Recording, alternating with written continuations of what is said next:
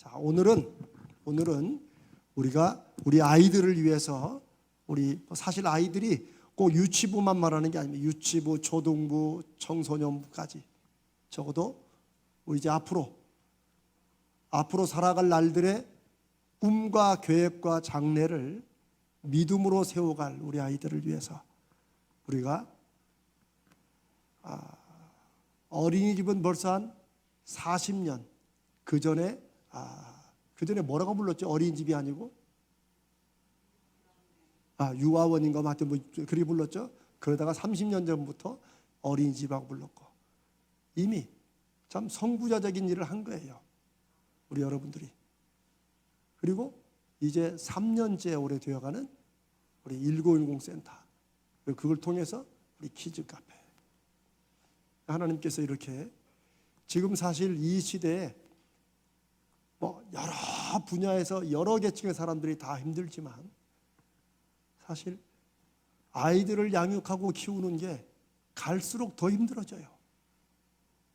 그래서 이미 이제 여러분들은 그렇게 안 하신다고 저는 믿고, 시어머니든지 아니면 친정어머니든 절대 야 우리 때는 애들 그냥 키웠다, 절대 이런 말 하지 마세요. 그건 그때고 지금은 달라요. 우리 때는 뭐 학교 가서 애들끼리 싸우는 건 있어도 한두 명을 놓고 그냥 반 애들이 일본식으로 이지메라고 하는 게 우리나라에 80년도부터 들어왔는데 지금 학폭은 뭐 상상을 초월합니다. 하여튼 뭐 제가 뭐 이런 말 여러분 속만 상하니까 근데 다 아시죠? 그래서 오늘은 하나님께서 우리 가자제를 교회를 통해서 여호와 산마를 증거하시는데 저는 하나님이 주신 은혜의 기회요, 우리 신앙의 우리 교회 사역의 돌파구고, 이걸 통해서 여러분 개인의 믿음의 삶에 저는 돌파구가 된다고 믿습니다. 저는 그걸 기대하는 거예요. 제가 키즈 카페를 하려고 가자제일 교회로 온 게 아니에요. 저는 하나님께서 이 언덕에서 하나님이 살아 역사하시는 증거를 저 아래, 그런데 우리는 공기는 좋잖아요. 웃자고 하는 말인데 너무 심각하니까 좀 무섭습니다. 키 큰 사람이 키 작은 사람한테 근데요, 그 아래 공기가 안 좋아서 살기 힘들 건데 우리 공기는 좋잖아요. 여러분, 오늘 우리가 함께 나누는, 제가 키즈 카페가 아니라 더 중요한 건 다중지능이라는 프로그램을 가지고 우리 아이들을 이렇게 이제 해나가려는 이런 목표와 방향을 잡고 있는데, 그게 성경적으로 어떤 의미가 있는가 하는 것을 하나님의 형상과 다중지능이라는 주제를 가지고 함께 말씀을 나누겠습니다. 제가 오래전부터 갖고 있었던 제 마음에, 제가 신학대원을 처음 가서 마음속에 제일 많이 꽂혔던 게 우리가 하나님의 형상으로 지음을 받았다 하는 거예요. 근데 저는 그때 하나님의 형상의 어떤 부분이 가슴에 와닿았느냐, 무궁무진한 기회와 잠재력이 우리 안에 있구나. 그런데 이게 죄 때문에 다 닫혀 있고 막혀 있고, 심지어 우리에게 그런 잠재성이 있다는 것도 우리가 모르고 살아가는구나.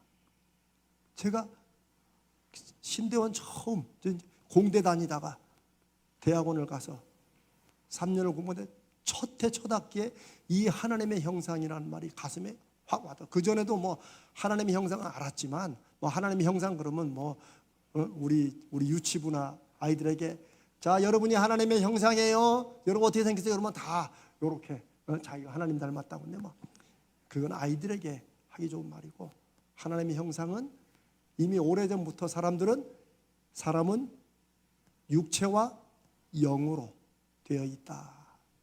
그래서 그 사람들이 우리가 믿는 대로 하나님의 형상으로서 영을 믿든지 안 믿든지, 사람에게는 육체와는 또 다른, 지금은 뇌의 기능이라고 하지만 이미 그것도 옛날 말이에요. 그런데 우리의 이성이라고 하는 것으로만 얘기했던, 여기에 하나님의 형상, 하나님이시기 때문에 가질 수 있는 특성과 특질과 능력이 우리에게 있다 하는 거예요. 자, 이제 그 하나님의 형상으로부터 우리가 하려고 하는 키즈 카페와 다중지능, 이게 이제 어떻게 연결되는지, 여러분 다른 걸 다 떠나서 저는 앞으로는 우리 교회가 그런 능력이 된다고 저는 믿고 기대합니다만, 지금 당장 우리가 13억 원짜리 놀이터를 우리 교회에서 어떻게 모아서 우리 아이들을 위해서 만들겠어요? 솔직히 안 그렇습니까? 아니, 앞으로는 할 수 있다고 믿습니다. 아멘? 어이 소리가 이렇게. 아멘? 여러분 의심해 주시고 저 양반이 뭔? 아니 저는 뭐 꿈이야 그렇게 품는다는데 누가 뭐랄 거예요? 저는 앞으로 우리 교회가 하나님의 은혜로 뭐 여기가 미어 터지든지 어쩌든지 간에 하나님께서 우리 교회와 성도들과 이 시대를 향한 하나님의 뜻을 위해서는 저는 몇십억도 쓸 수 있는 그런 역사를 주신다고 믿습니다. 그러나 지금 당장은 안 돼요. 쥐어짜도 안 돼요. 하나님께서 걱정하지 마라. 괜히 성도들 쥐어짜지 말고 가만히 있어라 하더니 여기 13억짜리가 생기잖아요. 놀이터가. 제가 이 키즈 카페를 여러분이 이거를 앞으로 운영을 잘해서 막 앞으로 어떻게, 저는 이거보다는 우리 키즈 카페는 주일날 그리고 주중에라도 우리가 운영하는 시간 외에는 우리 교회가 언제라도 쓸 수 있도록 그렇게 구청과 협력을 해놨습니다. 그것도 감사하죠. 그래서 이 주일날 이 키즈 카페 놀이와 프로그램을 통해서 우리 아이들을 드디어 믿음으로 잘 키우는 게, 눈에 보이게 키우는 게 우리 키즈 카페의 첫 번째 목적이고 목표입니다. 아멘. 그 다음에 두 번째 우리 목표의 대상은 누구겠어요?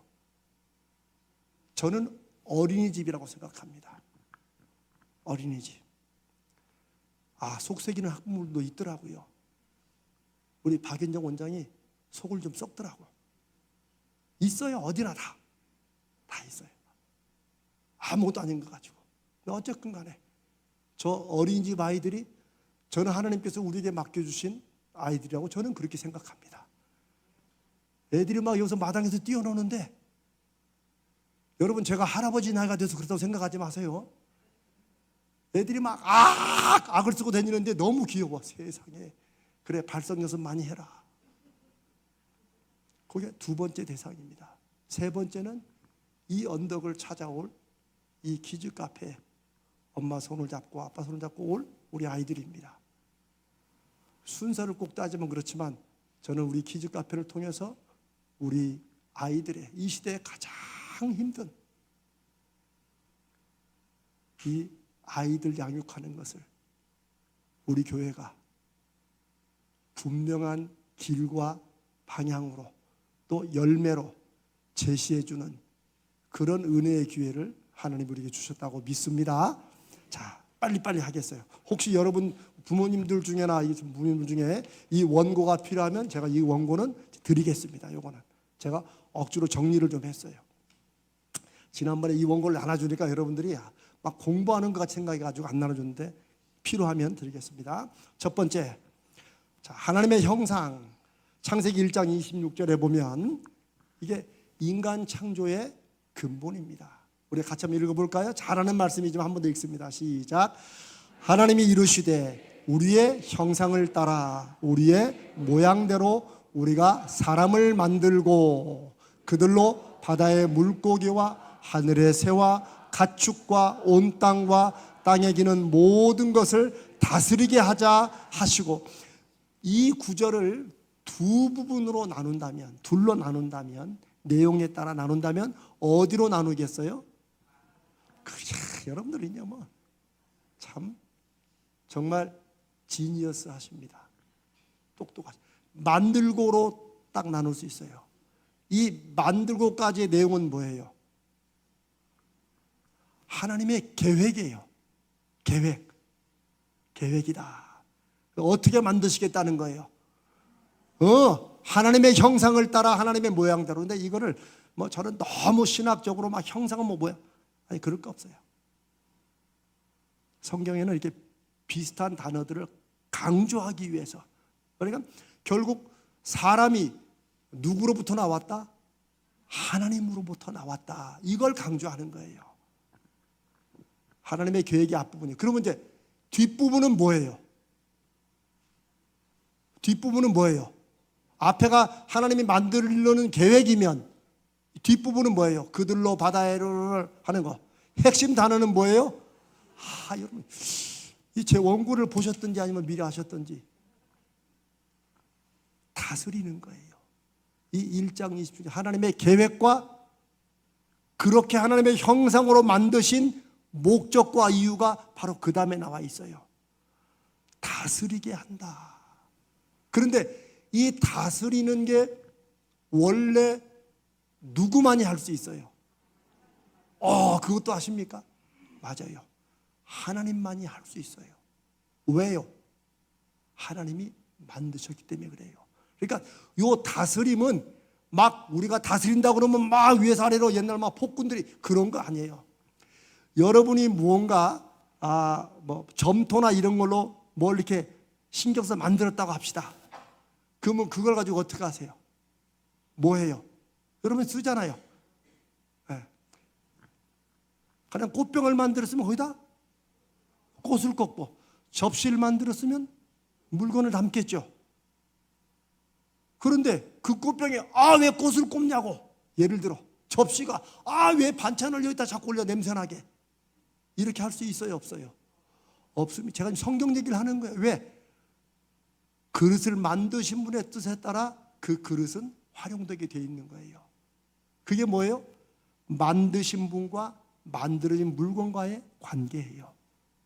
하나님이 창조주시다, 하나님이 우리를 만드셨다고 하는 것은 하나님이 우리를 만드셨기 때문에 우리는 누구의 뜻에 따라 존재하는 거예요? 만드신 분 하나님에 따라. 그런데 모든 만물들과 달리 똑같이 만드셨는데 그 중에 유일하게 사람은 하나님의 다스림, 하나님의 쓰임이라고 괜찮아요. 쓰시는 거. 이렇게 쓰임 받으면서도 또 뭘 할 수 있어요? 우리가 또 뭘 해야 된다는 거예요? 우리도 다스리는 거야. 이게 아주 중요해요. 이게 아주 중요해요. 제가 아까 다스린다는 것을 제가 생각을 바꾸라고 그랬죠? 다스리게 막 맘대로 하는 게 아니에요. 내가 만든 게 너무 사랑스러우면 어떻게 해요? 애지중지하죠. 그럼 누군가 그거 돈 몇 푼이나 된다고 그렇게 그래도 귀에 안 들어와요. 왜? 내가 만들었기에 소중한 거예요. 그거 뭐 무슨 그릇, 그거는 뭐 몇십만 원인데 이거는 뭐 몇천원도 안 되는데 해도 내 귀에 안 들어요. 왜? 내가 만들었기 때문이에요. 하나님께서 우리를 보시는 게 바로 그런 창조의 마음이에요. 아멘? 그러니까 피조물인 우리, 다스림을 받아야 될 우리에게 하나님 만든 피조물을 너도 한번 해봐라 라고 우리를 하나님의 동역자로 삼아주시는 거예요. 그러니 사람이 엄청나지 않을 수가 없는 거예요. 없는 거예요. 그 다음에 1장 28절 읽습니다. 시작. 하나님이 그들에게 복을 주시며 하나님이 그들에게 이루시되 생육하고 번성하여 땅에 충만하라. 땅을 정복하라. 바다의 물고기와 하늘의 새와 땅에 움직이는 모든 생물을 다스리라 하시니라. 1장 26절은 하나님의 계획과 의도예요. 이런 목적으로 내가 이렇게 만들어야겠다. 근데 이걸로 끝나는 게 아니고 28절은 뭐예요? 27절에 실제 만드시고 그다음 하나님이 그걸 실행하시는 거예요. 그게 하나님이 그들에게 복을 주셨다. 여기서 복을 주셨다는 것은 하나님께서 허락했다. 하나님께서 만드시고 실제 그들로 그렇게 하도록 그렇게 진행하셨다. 이렇게 보시면 돼요. 그러니까 하나님은 계획만 하시고, 여러분 우리도 왜 계획만 하고 왜 못하는 거 많죠? 여러분 계획하면 바로 합니까? 멋있습니다. 근데 계획을 막 세웠는데 때가 안 돼가지고 바쁘고, 어떤 분은 또 계획 세우는 것 자체만 좋아하는 분이 있어요. 근데 하나님은 1장 26절에 계획하시고 1장 28절에 진짜 만드시고 그대로 실행하시는 거예요. 그게 1장 28절의 의미입니다. 여기서 핵심도 뭐예요? 다스리는 거예요. 다스리는 거예요. 자, 그러면 저와 여러분이 그런 하나님의 형상으로 하나님의 목표와 목적에 맞게 우리가 이제 그렇게 이 세상에 보냄을 받았으면 우리의 질문은 이 하나님의 형상으로 지음받은 우리 자신을 믿는다면, 하나님의 그 태초부터의 계획을 우리가 믿음으로 확신한다면 우리가 우리에게 던져야 될 질문은 이것입니다. 과연 나는, 우리는, 내 자녀는 하나님의 형상답게 하나님의 그 계획과 목적에 맞게 살고 있는가? 이 질문을 던져야 돼요. 사람이 살면서 질문을 던지지도 못할 만큼 바쁘게 살아요. 그게 현대의 병 중에 하나예요. 너무 바빠요. 그런데 바쁜 사람에게 무엇 때문에 그렇게 바쁘냐고 물어보면 순간에 벙쪄요. 바쁘게는 살았지만 막상 돌아보면 딱히 바쁠 게 아닌데도 바빠요. 여러 가지 이유가 있겠죠.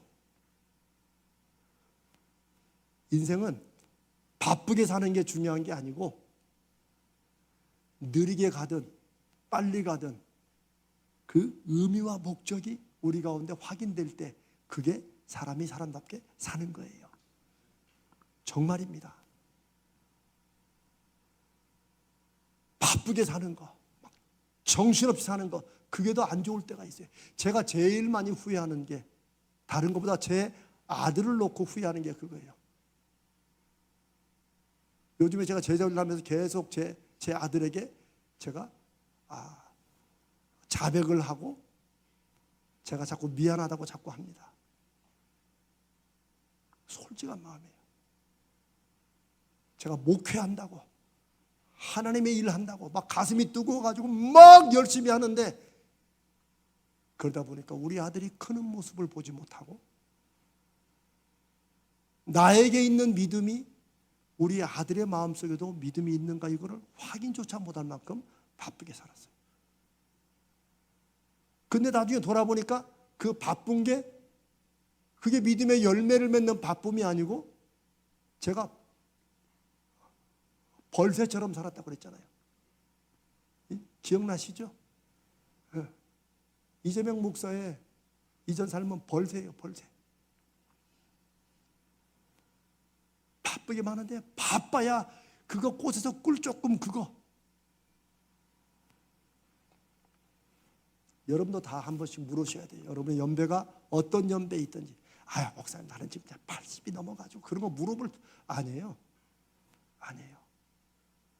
예수 그리스도의 오심과 그분의 메시지를 믿음으로 받고 믿는 사람들은 우리의 삶은 소위 꺾이는 게 아니다. 세상에서는 꺾이는 나이가 자꾸 내려가는 거 아세요? 자꾸 내려가요. 예전엔 60에 꺾였다고 그랬어요. 이제 60이면 다 살았다. 50에 꺾인다고 그래요. 꺾인다는 거 알죠? 인생의 정점이 그 다음부터는 이제 내려가는 거야. 그런데 우리 생각을 바꿔야 돼요. 성경에 맞춰서. 이 땅에 살아도 영원을 사모하고 영원을 바라보며 사는 사람들은 어느 나이에 꺾이는 게 아니고 계속해서 그것을 향해서 나아가는 삶이다. 아멘? 여러분 삶에서 늘 돌아봐야 돼요. 나는 하나님의 형상으로 지음받은 하나님의 사람답게, 하나님의 형상답게 그 하나님의 뜻과 목적에 맞게 살고 있는가. 무엇을 하시며 사시든 그거를 꼭 물어보셔야 돼요. 그런데 과학기술의 발달과 진보는 그런 면에서는 하나님의 의도와 목적이 어느 정도 이루어지는 거예요. 사람들이 열심히 자기에게 주신 지능과 재능을 막 노력하고 지식도 축적하고 서로 의논하고 해가지고 점점 발전을 이루었어요. 그런데 기술과 문명의 발달 그 자체가 하나님의 명하신 다스림 자체는 아니에요. 다스림이 왜곡되어 있어요. 그 다스림의 열매들이 사람들을 위한 것이라고는 하지만 그 사람들이, 제가 오늘은 하지 않겠습니다, 죄. 이게 이제 성경이 인생을 보고 인류 역사를 보는 핵심 단어라고 그랬죠. 죄. 그 죄 때문에 하나님의 말씀과 하나님의 계획과 약속과 하나님의 인도하심이 사람 안에 있다 없다? 없어요.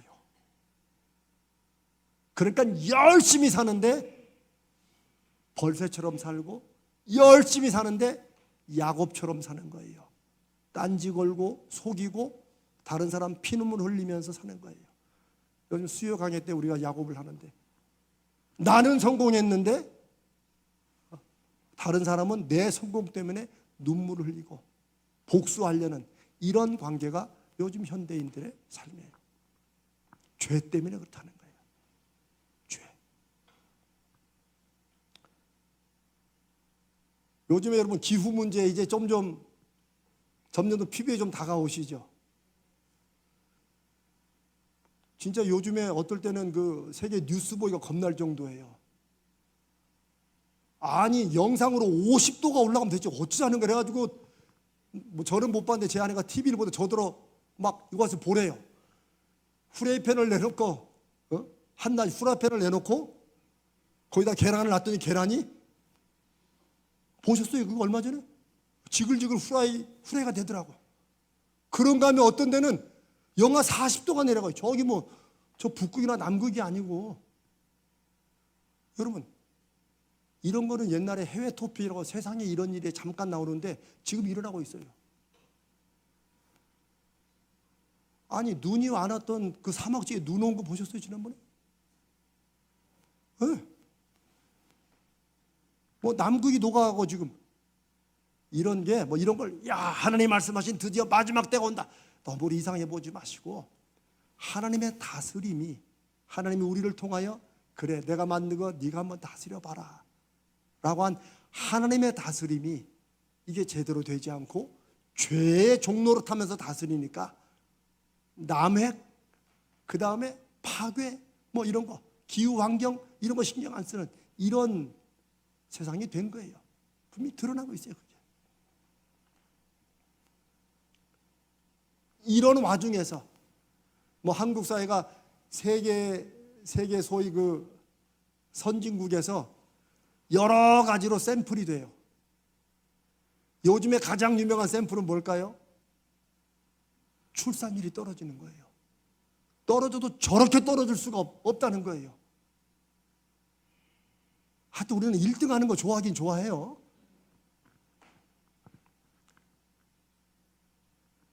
어쩌면 가장 좀 늦게 자본주의라는 경제체제를 받아들였는데 가장 자본주의적인 특성이 우리 삶에서 나타나고, 그러면서 그 자본주의의 특성에 가장 부정적인 부분이 많이 나타나는 게 한국 경제다. 이런 얘기도 여러 학자들이 많이 해요. 이 와중에서 하나님의 형상인 인간의 존재와 우리 삶의 가치가 제대로 우리가 사는 만큼, 뭐 세계 10위권이다 8위권이다 하는데 그만큼 존중을 받지 못하고 산다. 한마디로 말하면 옛날보다는 조금 더 여유로워지고 많이 사는데 왜 사는 건 이렇게 팍팍하고, 왜 청년들은 뭐 결혼도 안 하려고 그러고 못하고 해도 자식은 안 낳으려고 그러고, 왜 이런 사회로 우리가 점점 마치 누군가가 막 내몰듯이 살아가냐는 거예요. 근데 우리만 그러냐? 전 세계가 이렇게 돌아가요. 우리가 여기서 던져야 될 질문은 과연 적어도 우리 그리스도인들이라도 하나님의 형상답게 하나님이 사람을 지으실 때 가지셨던 그 위대한 계획과 하나님의 놀라운 의도와 목적, 이거 맞게 살아가느냐 하는 거예요. 그 다음에 구원의 문제.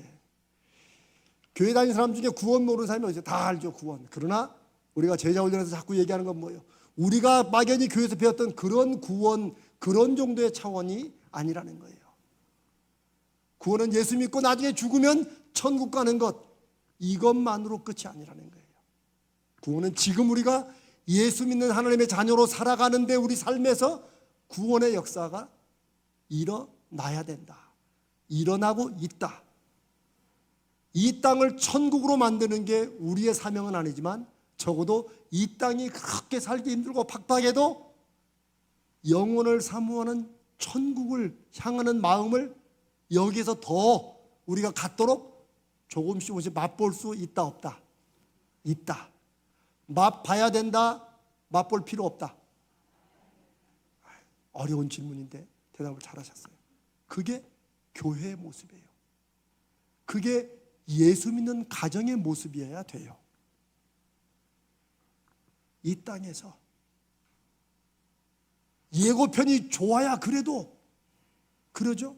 시장에서 이거 좀 먹어보고 와 그랬는데 딱 먹어봤는데 이러면 사겠어요? 안 사지. 사람들은 맛보기는 맛있게 만들고 뒤에 있는 건 꽝으로 주지만 천국은 맛보기보다 훨씬 더 좋은 게 기다리고 있는 것이다.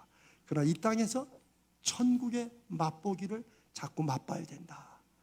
그거 맛볼 수 있는 게 교회고 맛볼 수 있는 게 예수 믿는 가정이어야 된다.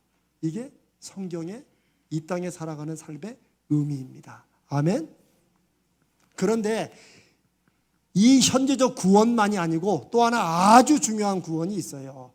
로마서 8장 19절로 22절 조금 길지만 우리 같이 한번 천천히 읽어봅니다. 어떤 하나님이 생각하시는 구원에 또 어떤 부분이 있고 우리가 그 부분을 놓치고 있나 한번 읽어봅니다. 시작. 피조물이 고대하는 바는 하나님의 아들들이 나타나는 것이니 피조물이 허무한데 굴복하는 것은 자기 뜻이 아니요 오직 굴복하게 하시는 이로 말미암음이라. 21절. 그 바라는 것은 피조물도 썩어짐의 종노릇한 데서 해방되어 하나님의 자녀들의 영광의 자유에 이르는 것이니라. 피조물이 다 이제까지 함께 탄식하며 함께 고통을 겪고 있는 것을 우리가 아느니라. 자, 이제 감이 딱 오셨죠? 우리 사람들 하나님의 형상으로 지음받았지만 나의 인생의 목적과 의미를 까마득히 잊어버린 채 열심히만 살았던 우리가 예수를 만나고 나서 인생의 목적과 의미가 이게 아니구나. 이게 우리를 죄에서 구원하신 거예요. 죄의 구름을 살짝 제쳐주신 거예요. 여전히 죄가 있지만 그래서 구름 사이에 햇빛을 보듯이 잠깐 영혼을 사모하는 마음으로 햇빛을 보고 살아가듯 살아가는 거예요. 그게 이 땅의 믿음 생활이에요. 그런데 그런 우리의 구원만이 아니고 성경은 로마서를 통해서 다른 것을 통해서 아주 중요한 또 구원받아야 될 또 다른 대상을 얘기해요. 그게 뭐예요? 저기 있는데? 피자로 시작하는데? 힌트를 조금만 줘도 딱 아시는군요. 저기서 피조물은 뭐겠어요? 피조물은 자연, 쉽게 말하면 자연의 모든 걸 말하는 거예요. 그런데 이게 꼭 눈에 보이는 자연만이 아니고 사람이 그동안 만들었던 모든 시스템, 제도 이런 걸 다 포함하는 거예요. 그러니까 어떤 분들은 이 부분을 좁게 해석해가지고 그러니까 우리 예수 믿는 사람들이 무엇보다 기후, 환경 막 이런 데 나서야 된다. 그것도 나서야 돼요. 그러니까 그것만이 아니고 여기 말한 피조물들은 하나님이 우리에게 주신 지혜, 하나님의 형상의 그 특성을 가지고 만들었던 모든 것들을 포함해요. 시스템을 말하는 정치 시스템, 경제 시스템 모든 것을 말하는 거예요. 우리의 문명도 마찬가지예요. 이것이 뭐 어떻게 되어 있다고요? 썩어짐의 종로로 탄다. 썩어짐이 뭐예요? 죄의 종로로 탄다. 왜 죄의 종로로 탈까요? 이런 시스템이나 제도나 이런 것들이 왜? 누구 때문에? 누구 때문에? 사람 때문에. 만들었지만 사람들의 죄성이 요게 만들었지만 만든 선한 뜻대로만 다 활용하질 않아요. 그래서 제가 그러잖아요. 인터넷 이런 거 만들었지만 또 유튜브 있지만 유튜브의 80%가 포르노예요. 인터넷 나오는 수없이 많은 소위 말하는 홈페이지, 사이트에 80~90%가 다 그런 쪽이에요. 원래부터 그거 만들자고 했어요? 아니에요. 사람의 죄성이 그렇게 가는 거예요. 그러니까 자연 만물만이 아니고 이런 모든 제도나 시스템들이 죄의 종로로, 썩어짐의 종로로 타는 거예요. 여기서 해방하고 싶어해요. 제대로 좀 되고 싶어요. 자연 만물도. 그래서 누구를 기다려요? 앞으로 앞에 19절 1절 피조물이 고대하는 바는 누구를 고대해요? 하나님의 아들들. 하나님의 아들들이 누구예요? 자, 손가락을 다 이렇게 해보세요. 빨리. 시간 없어요. 빨리. 김정희 손가락 이렇게 해. 하나님의 아들들이 누구예요? 우리예요. 저는 딸인데요. 죄송합니다. 옛날 성경 쓸 때는 다 남자 중심으로 썼어요. 피조물이 무엇을 고대해요? 하나님의 자녀들이 나타나기를 고대한다. 근데 하나님의 자녀들이 나타나고 이미 지금 다 있잖아요. 세계마다 다 그리스도인 다 있잖아요. 근데 안 돼. 왜 안 될까요? 그걸 모르니까. 교회 그냥 다니는 거야. 불교나 기독교나 다 그냥 그 중에 하나 이렇게 하고 마음 편하게 살자는 거지. 그런 사람들은 피조물들이 하나님의 자녀들이 나타나서 시스템과 자연 환경이 파괴되고 이런 것들을 다시 회복하고 하나님의 다스림으로 좀 잘 해주기를 이렇게 바라는 걸 알까요? 모를까요? 모르지. 그래서 피조물들이 하나님의 자녀들이 나타나기를 고대한다 하는 말은 뭐예요? 하나님의 자녀들 예수 그리스도로 말미암아 새로운 피조물이 된 누구든지 그리스도 안에 있으면 새로운 피조물이라. 이게 위대한 말씀이에요. 그래서 성경이 말하는 예수 믿는 사람들은 교회 다니는 사람들 그렇게 말하지 않아요. 하나님의 목적과 계획을 죄의 구름이 딱 거치자 이렇게 사는 게 인생이 전부가 아니구나. 여러분이 무슨 직업으로 어떻게 살았는가 이것을 통해서 누구를 하나님께로 하나님의 다스림으로 나가야 되는구나. 요걸 알고 확신하고 사는 사람들이 하나님의 아들들, 하나님의 자녀들, 성도들, 그리스도인인 줄로 믿습니다. 여러분들이 이것을 이해하시고 마음에 진짜 그렇게 살아야 되는 거야 라고 확신하면 하나님이 여러분들을 분명히 그렇게 쓰실 것입니다. 이런 것을 우리가 한 번 더 확인하고 깨닫고 서로 결심하고 살아가자 하는 게 제자 훈련을 하는 거예요. 자, 그리스도인이 할 일이 많습니다. 모든 자연과 사람이 살아가는 모든 죄 때문에 종로로 타게 되고 엉뚱한 허무한 것을 자꾸 만들어내는 온갖 제도와 시스템들을 누가? 예수 믿는 우리가 이거 바꿔가야 돼요. 어떻게 바꿔가요? 어떻게 바꿔요? 옛날에는 다 때려치고 신학교 가면 하나님이 제일 영광만 아니에요. 여러분의 각자의 자리에서 자녀를 키우는 분들은 그 자녀 키우는 그 제도와 시스템을 제대로 해야 돼요. 근데 요거 안 되죠. 아주 실제적으로 왜? 목사님, 요즘 애들 하고 난 거 애들이 놀 데가 없어요. 저 현실 이해합니다. 아니 학원에서 안 배우면 학교에서 가르쳐주질 않아요. 이게 현실이에요. 그러니까 그렇다고 해서 뺑뺑이를 계속 이렇게 살아가야 되느냐. 저는 뭐 어쩔 수 없다는 것도 제가 그 형편상 제가 다 압니다. 저도 뭐 아들을 키워봤는데요. 그런데 중요한 건 우리가 누군가 하는 것과 우리 자녀들이 누군가 하는 거예요. 우리는 이 땅에서 우리 말로 잠시 잠깐 사는 세상이라고 말하지만 정말 이 땅이 아무리 재밌고 이 땅에서 영원히 살 것 같아도 이보다도 더 아름답고 멋지고 우리가 정말 참 이런 곳이 하면 진짜 올 걸 그랬다. 내가 시간이 좀 가더라도 어떤 할머니가 할아버지 아이가 당뇨가 있어가지고 맨날 그 음식 왜 당 있는 분들 음식 조절 하잖아요. 막 할아버지가 그냥 한 20년을 맛있는 걸 한 번도 못 먹었어. 조금만 먹고. 그래서 이제 사시다가 할머니 할아버지가 다 이제 하나님 앞에 갔어요. 갔는데 가보니까 세상에 너무너무 좋은 거야 이게. 할아버지 할머니한테 이리 와봐. 이 할망과 나 진작 여기 왔으면 훨씬 좋았는데 그냥 거기서 그냥 오래 살라고 자꾸 이상한 거 줘가지고 내가 늦게 왔다고. 그만큼 좋은 곳이다.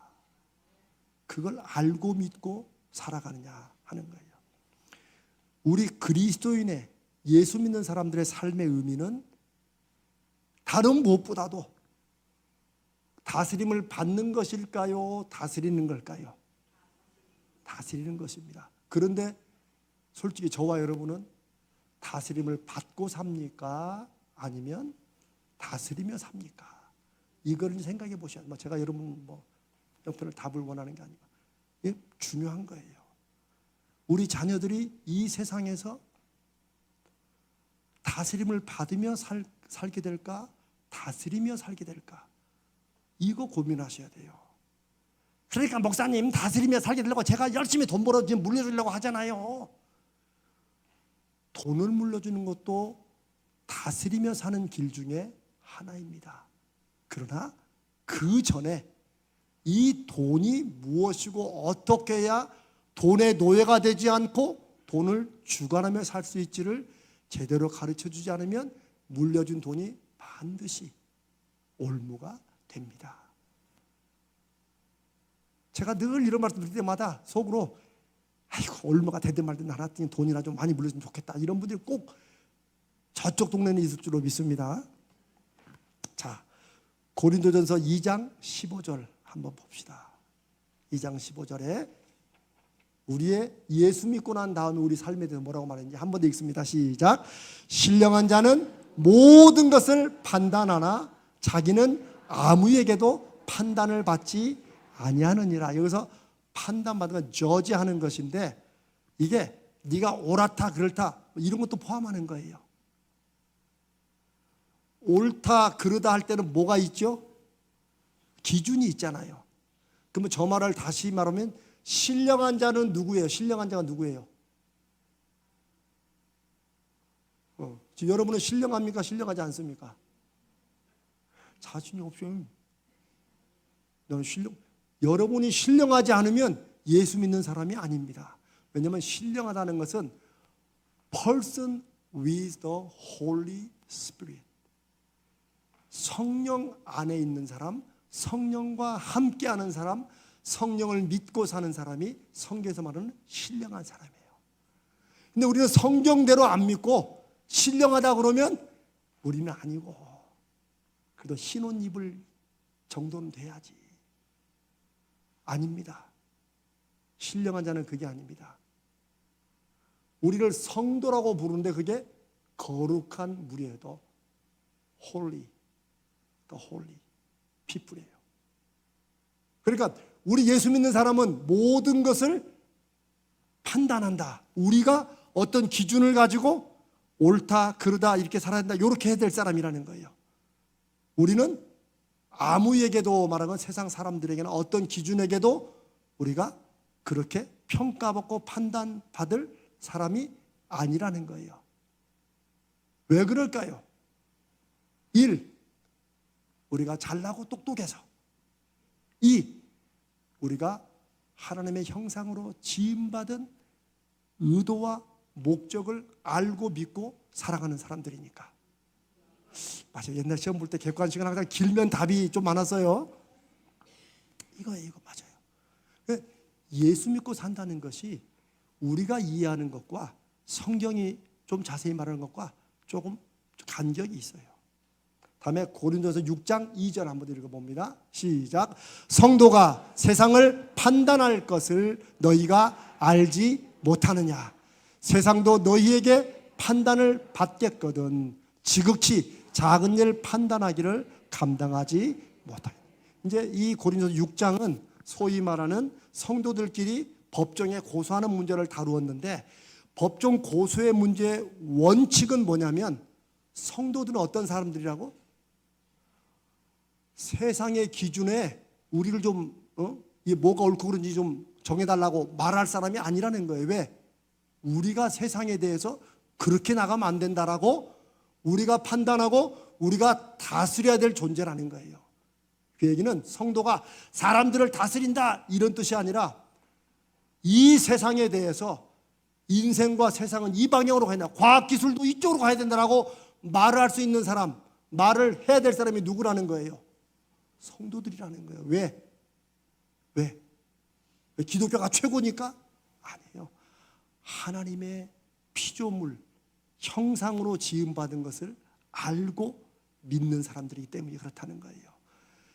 하나님이 여전히 창세기부터 오늘날까지 성도들을 통하여 세상을 다스리시기를 원해요.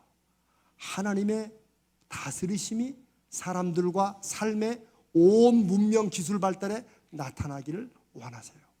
그걸 할 수 있는 사람, 그걸 인생의 의미와 목적으로 삼는 사람들이 누구예요? 성도들이라는 거예요. 그래서 우리가 여호와 산마를 놓고 기도하자는 거예요. 하나님께서 다스리시는 사람들, 하나님이 다스리는 가정, 하나님이 다스리는 교회. 아멘. 자, 이제 우리와 우리 자녀들은 세상을 다스리며 살아야 된다. 살아야 된다. 이게 우리 이제 교회, 우리 가자제일교회 신앙교육의 목표입니다. 하나님의 형상으로 지음받은 자녀들인 것을 이 아이들이 알고 이제 세상을 다스리며 사람들을 돌보며 이 사람들에게 좌지우지 되는 사람 삶이 아니라 이 사람들에게 하나님의 뜻과 은총과 계획과 의도를 가르치며 살아야 된다. 어떤 분야든지. 이게 우리 가자제일교회의 신앙교육의 목표입니다. 아멘? 맞다고 연락 오잖아요. 로마서 12장 2절 12장 2절 잘하는 말씀이 있습니다. 시작. 너희는 이 세대를 본받지 말고 오직 마음을 새롭게 함으로 변화를 받아 하나님의 선하시고 기뻐하시고 온전하신 뜻이 무엇인지 분별하도록 하라.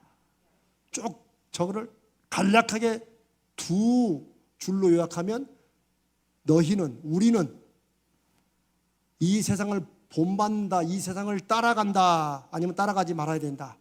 따라가지 말아야 된다. 왜? 우리는 세상에 따라갈 사람들이 아니라 세상이 따라오게 만드는 사람이어야 되는 거예요. 아멘? 이게 중요합니다. 어떤 분야든지. 그래서 저는 좀 그런 생각도 하는 거예요. 여러분, 제가 여러분들이 요즘에 유행하는, 요즘 봄에 유행하는 패션이 있죠? 땡땡이가 유행합니까? 그런 거 입으셔도 괜찮아요. 그러나 저는 좀 그런 좀 마음이, 누군가는 세상의 유행을 따라가는 사람들이 아니라 우리 교회에 누가 입으면 그게 그 해의 주도 패션이 되는, 이게 그 패션계에서 세대를 본받고 따라가지 않고 이 세대와 세상이 따라오도록 만드는, 저는 크리스찬의 사명이라고 믿습니다. 여러 분야가 그렇다는 거예요. 정말 여러 분야가, 모든 분야가. 손흥민이가 교회 다닙니까? 예수 믿습니까? 좀 모르죠? 저는 그런 거예요. 손흥민이가 예수 믿었으면 좋겠다. 무슨 말이냐면 영향력 있는 사람. 임영웅이가 예수 믿었으면 좋겠어요. 요즘에 임영웅 좋아하죠? 괜찮아요. 저도 좋아해요. 그러나 저는 제 마음에 좀 저런 애들이 예수 믿어야 된다. 왜요? 영향력 때문에. 아멘? 그게 바로 이 세대를 본받고 따라가는 인생이 아니라 성도의 우리 자녀들의 그 삶을 통해서 세상이 따라오는 이런 자녀들 키워야 되고 이런 인생을 우리가 살아야 된다는 거예요. 아멘? 저 혼자만 흥분합니까? 정말이에요. 이거 해보자는 거예요. 아멘? 오케이. 자, 그러면 이것과 다중지능 퀴즈 카페 제가 하나님의 형상을 쭉 얘기했잖아요. 다스림, 본받지 않고 세상이 우리를 본받도록 하고, 따라가지 않고 세상이 따라오게 하고, 우리가 다스림을 받고 종노릇하는 게 아니라 그들을 다스리고 그들을 우리 안에 하나님의 뜻을 가르치는 사람, 어느 분야에서든지 이렇게 하기 위해서 하나님의 형상에 그것을 실제적으로 나타내는 프로그램이 있는데, 제가 그걸 다중지능 이론이라고, 제가 미국서 요 책을 발견하고 제가 하월드 가드너 교수가 쓴 책을 보고 내가 무릎을 쳤어요. 제가 1988년도에 신대원을 갔는데 한 20몇 년 후에 미국서 요 책을 발견한 거예요. 멀티플 인텔리전스라는 거예요. 지금도 똑똑하다 그러면 소위 말하는 IQ가 똑똑해야지만 똑똑한 걸 알아요. 그 나머지는 그 밑으로 생각해요. 제가 이제 5월 23일 날 우리 어린이집 학부모들 이제 이 다중지능 교육을 하는데 제가 그 얘기를 물어보려고요. 여러분 자녀들은 똑똑합니까? 안 합니까? 그러면 똑똑합니다라고 아마 자식의 말을 못 할 거예요. 우물쭈물할 거예요. 여러분 자녀들이 똑똑하기를 원합니까? 안 합니까? 그러면 다 원한다고 하죠. 근데 저는 100% 장담합니다. 우리 모든 자녀들은 다 똑똑합니다. 똑똑의 기준을 바꿔야 돼요. 제가 계속 얘기했죠. 세상의 기준은 IQ예요. 그러나 다중지능 이론이 성경적인 것은 아니지만 하나님의 형상을 요걸 발견하고 개발해냈는데 아주 좋은 책이에요.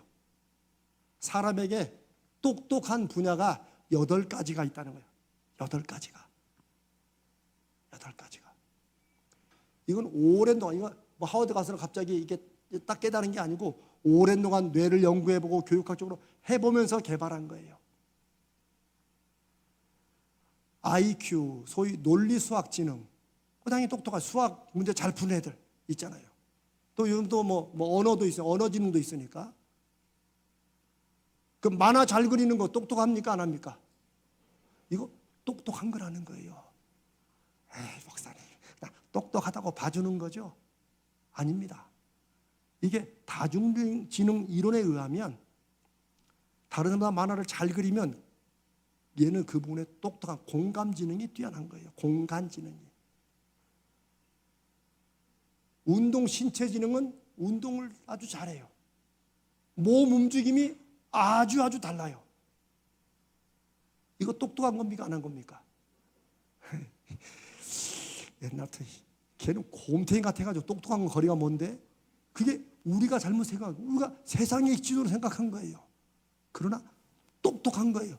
여러분, 몸을 쓰는 거 머리 쓰면, 머리를 안 쓰면 몸 쓰는 게 되겠습니까? 안 되겠습니까? 안 돼요. 안 돼요.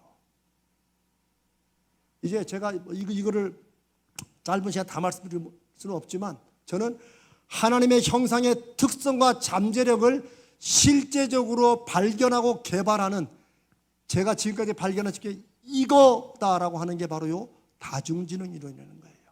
그래서 저는 우리 아이들이, 모든 아이들이 예수 믿건 안 믿건 다 하나님의 형상으로 지음받았으니 하나님이 이 아이들에게 똑똑한 부분들을 반드시 주셨다고 믿습니다. 그거를 믿고 깨달으면 하나님의 자녀인 거고, 못 믿고 깨달으면 할 수 없는 거고. 그러나 우리는 모든 아이들이 자신 안에 숨어져 있는 포텐셜, 잠재력과 잘할 수 있는 능력들을 아이들 안에 발견하고 찾도록. 근데 제가 이제 짐작하건데 이렇게 말하면 또 어떤 부모님들, 제발 우리 아이들은, 우리 아이는 논리 수학 그쪽이 똑쓰면 좋겠다 이렇게 바라는 분이 있어요. 몸 쓰는 건 나중으로 하고. 꼭 질문을 할 거예요 아마. 그러면 어떻게 해야 IQ 쪽을 더 발전시킬까요? 근데 그걸 아셔야 돼요. 지능은 하나만 이렇게 뛰어나서 그것만 끝나는 게 아니고 아이들에게는 이 무궁무진한 가능성이 뭐냐면, 요거 하나가 가령 얘는 음악을 잘해. 여러분 그 노래 잘하는 애들 있잖아요. 요 노래 잘하는 애들이 노래만 잘하는 게 아니에요. 요 지능을 계속적으로 자극하고 건강하게 하잖아요. 그러면 다른 것까지 8가지의 지능 중에 또 몇 개가 같이 올라가요. 그러니까 아이들한테는 제가 아이들의 이 다중지능 교육이 8가지를 다 올리는 게 목적이 아니에요. 강점 지능이 뭔가를 찾고 그것을 잘 활용하도록 다른 지능 쪽으로 발전하도록 도와주는 거예요. 이 이론을, 요 이론을 아이들이 인생에서 다스림을 받지 않고 다스리며 살도록, 세상의 기준에 좌우되어서 막 전등을 살지 않고 이 아이들이 기준에서 사람들이 세상에 따라오도록 하는 이런 당당하고 멋진, 요즘 말하면 정말 성공적인 인생을 살도록 하기 위해서 요 다중지능 이론으로 우리 아이들에게 하나님이 주신 특성과 잠재력의 뭔가를 찾아가지고 이거를 개발하도록 도와주겠다는 거예요. 이런 놀라운 계획이 있는지 몰랐죠. 아셨는데 모른 척 하고 계십니까? 그러면 목사님 어떻게 하겠다는 거예요. 요즘에 놀이에 관한 책들이 많이 나옵니다. 놀이라는 게 이게 창의력과 상상력이 없으면 재미있게 놀지 못해요. 여러분, 화투를 쳐도 여러분 안 치시지만 저도 요즘 화투를 안 치는 10년이 넘었어요. 근데 식구들끼리 한번 치면 재밌어요. 이게 또. 그런데 화투를 쳐도 하다못해 요 뭔가 거기에 여기 그 다음에 몇 점이 요런 걸 막 신경 안 쓰면은 재미가 없어요. 어차피 내서 까먹는 건데 뭐 그거 무슨 말이냐. 옛날에 여러분 어렸을 때 한참 재밌을 때는 애들한테 아무런 장난감 없이 막가지 하나만 있어도 하루 종일 코 시커먼질 때까지 놀았어요. 깡통 하나만 있어도 남자애들은 그 깡통 차기를 얼마나 차고 다녔는지, 여학생들은 그 고무줄 하나만, 고무줄도 멋진 고무줄 아니야, 막 끊어져가지고 막 잊고 이어가지고 막 굵었다 짧았다, 그 고무줄 하나만 있으면 하루 종일 놀아. 막 옷비니에다 꽂아가지고 막 훈장처럼 이러고 다니고. 그게 고무줄이, 막대기가 기막힌 놀이기구라서 그런 게 아니에요. 창의력과 상상력이 아이들이 함께 놀면서 나오는 거예요. 여러분 다 공감하시죠? 근데 요즘은 이게 막혀 있어요. 부모들이 먹고 살만하고 생활하기 올라가니까 어떻게든 재밌는 놀이기구를 만들어주면 애들이 재밌게 놀 거라고 생각을 해요. 재밌는 놀이는 중독이 되지 않아요. 왜요? 상상력과 창의력이 막 넘쳐나오기 때문에. 그러나 재미는 있는데 상상력과 창의력이 막히면 중독이 돼요. 그거 잘 생각하세요. 그래서 핸드폰은 중독이 돼요. 그런데 엄마나 어른들하고 같이 노는 핸드폰은 중독이 안 돼요. 왜요? 혼자 빠지는 게 아니라 같이 커뮤니케이션, 같이 이러면서 막 나가기 때문에 나중에는 혼자 하면 심심해서 못해. 이런 게 진짜 놀이예요. 우리 가자제일교회가 하는 서대문구 1호점 키즈 카페는 8가지 지능에서 2가지, 즉 다른 사람과 관계에서 오는 대인 치유나 지능과 자기를 돌아보는 자기 성찰 지능, 요거는 놀이로 구현하는 게 쉽지 않아서 6가지만 놀이를 그렇게 구성을 해놨어요. 이렇게. 그래서 애들이 실컷 놀면서, 부모들이 함께 놀면서 이 아이가 어떤 쪽에 관심이 있고 흥미가 있는가, 요걸 관찰해 주는 거예요. 왜냐하면 아세요? 사람에게 흥미와 관심 있는 게 이게 발전하게 돼 있어요. 성경이 그렇게 말씀해요. 자, 빌립보서 2장 13절. 다 성경적이라니까요. 읽습니다. 시작.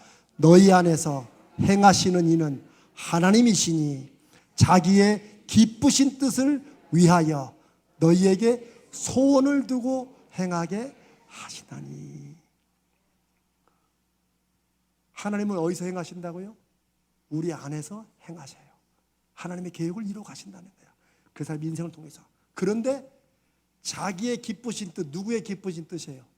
하나님이 좋아하시는 그 뜻, 하나님의 계획, 섭리, 이것을 위해서 우리 안에서 어떻게 하신다는 거예요? 소원이 뭐예요? 간절히 바라는 거, 하고 싶은 거, 자다가도 벌떡 일어나는 거, 그게 소원이에요. 소원이란 말 나오는 게 그거예요. 원하는 거예요. 여러분, 마음속에 막 불타는 소원이 있는데 그 사람이 인생을 쭉 쳐져가지고 아이고 뭐 이렇게 살겠어요? 아니면 막 팔딱팔딱 살겠어요?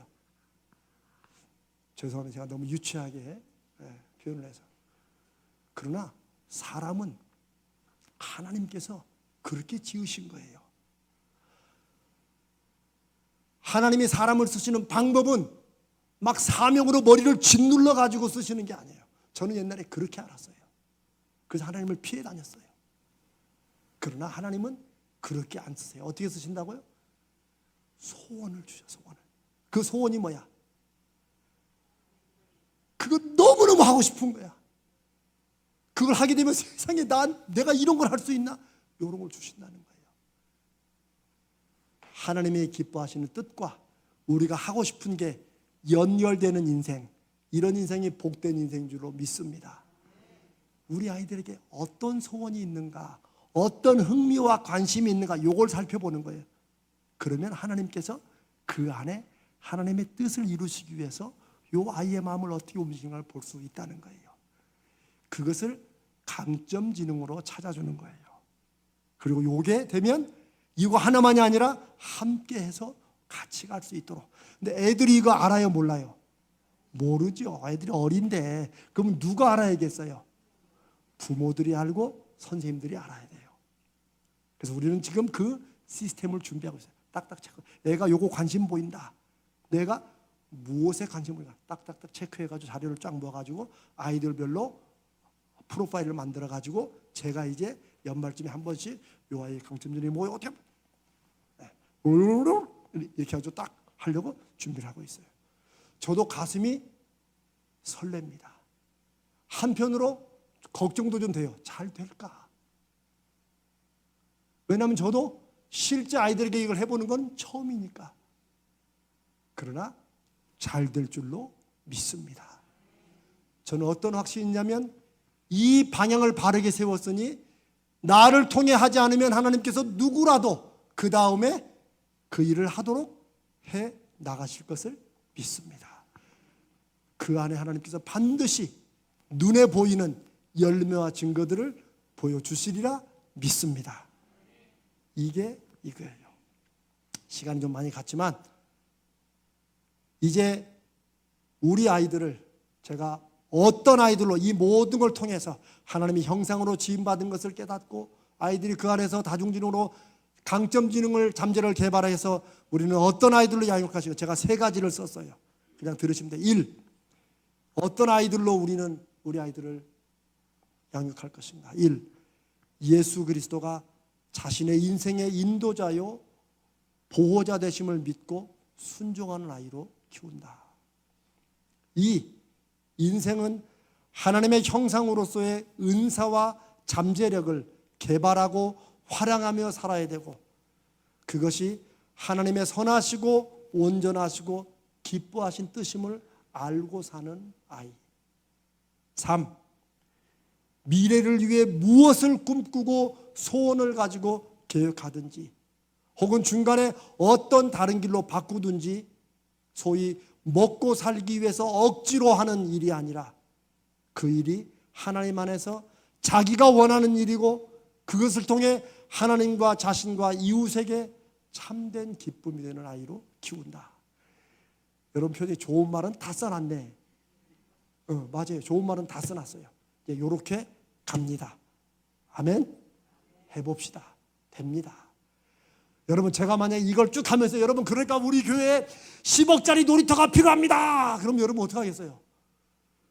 좋은데 그걸 어떻게 해요? 그럴 거 아니면 근데 하나님이 그거는 다 해주셨고 우리 이제 6월 말까지 기다리면 되고 그 안에 우리는 요걸 준비하면 돼요. 아니면 저건 그냥 애들 놀다 끝난 놀이터가 돼요. 그러면 안 되잖아요. 그래서 오늘 제가 여러분에게 다시 이 말씀을 하는 거예요. 마지막으로 이 목적을 이루기 위해서는 저와 여러분이, 부모들이 믿고 알고 함께 해야 됩니다. 자, 저를 따라해 보세요. 1. 함께 확신해야 한다. 네, 이거 함께 확신해야 돼요. 아유, 우리 목사님 혼자 바빠. 그러지 마세요. 정말 저 미칩니다. 그럼 하는 분이 없어요. 없는데 이제 앞으로라도. 몰라. 목사님이 뭐 다중인가 무엇인가, 다중인격인가 그거 한다고 그러더라고. 그럼 하지 마세요. 저 상처 받습니다. 자, 한번 따라해. 1. 함께 뭐 한다? 확신해야 된다. 해보세요. 확신해야 한다. 아멘. 2. 함께 배워야 한다. 정말 나이가 들수록 배워가는 만큼 우리에게 이득입니다. 여러분도, 이게 아이들만 적는, 여러분도 여러분의 다중인의 강점을 발견해가지고 그동안 못했던 것을 할 수 있도록 반드시 합니다. 그러니 함께 배워야 됩니다. 함께 확신하고 함께 배우고. 세 번째, 3. 함께 실천해야 한다. 오케이. 함께 확신하고 함께 배우고 함께 실천하고. 여러분 아무 걱정하지 마세요. 제가 여러분을 달달달달 볶겠습니다. 해봅시다. 우리 인생에서 무언가 선하고 아름다운 목적과 목표를 위해서 우리 자신을 몰아붙일 수 있는 일이 있다는 게 여러분 얼마나 감사한 일입니까? 아멘. 내 핏줄의 자식이든 하나님 우리에게 맡겨주신 아이들이, 우리 가자제일교회에서 신앙 양육을 받는 아이들, 우리 키즈카페에서 다중지능을 통해, 놀이를 통해 창조력과 상상력을 배우고 키워가는 아이들은 이 시대에 야 정말 저런 애들도 있네 하는 그런 칭찬과 부러움을 사는 그런 아이들로 우리가 만약에 키워낸다면 여러분 이 세상에서 우리 인생 여러분 잘 사는 거 아닙니까? 아멘. 그렇죠? 그런 겁니다. 저는 그런 게 저와 여러분의 믿음의 삶의 사명이라고 믿습니다.